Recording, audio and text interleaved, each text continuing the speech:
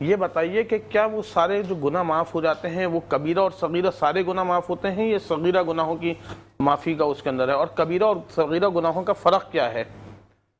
دیکھیں یہ یاد رکھیں کہ جس گناہ پر قرآن و سنت کے اندر اللہ کی طرف سے وعید آئی ہو، کسی سزا کا ذکر ہو، یا کسی گناہ پر اللہ کی طرف سے لعنت ذکر ہو، یا کسی گناہ پر اللہ کی طرف سے اپنے غصے کا اظہار ہو، یا کسی سزا کی تجویز ہو، تو وہ گناہ کبیرہ ہوتا ہے۔ جسے زنا کرنا یہ گناہ کبیرہ ہے، اور والدین کی نافرمانی کرنا گناہ کبیرہ ہے، کسی کے مال پر قبضہ کرنا، غصب کرنا، چوری کرنا، یہ سب گناہ کبیرہ کے اندر آتے ہیں۔ تو گناہ کبیرہ وہ ہوتا ہے جو بغیر توبہ کے معاف نہیں ہوتا، اس میں توبہ کرنا لازم ہوتی ہے۔ لوگ ہیں توبہ کرتے ہیں، رمضان شریف آتا ہے، مغفرت رحمت ہو، عشرت ہو، کوئی بھی وہ ہو،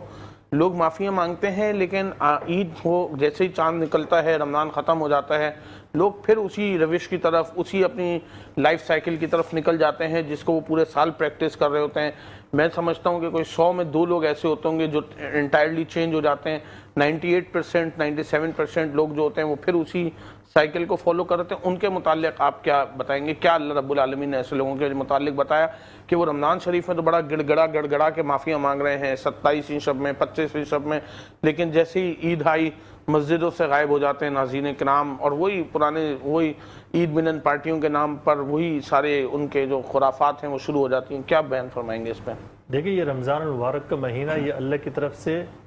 ہمارے لیے ایک قسم کی مشق ہے۔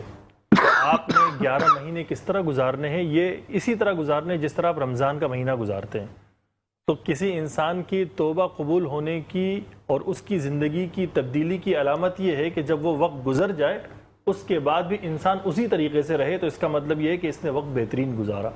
جیسے کہ حدیث میں آتا ہے کہ وہ شخص برباد ہو جائے کہ جس نے رمضان کا مہینہ پایا اور اس نے اپنی مغفرت نہیں کرائی،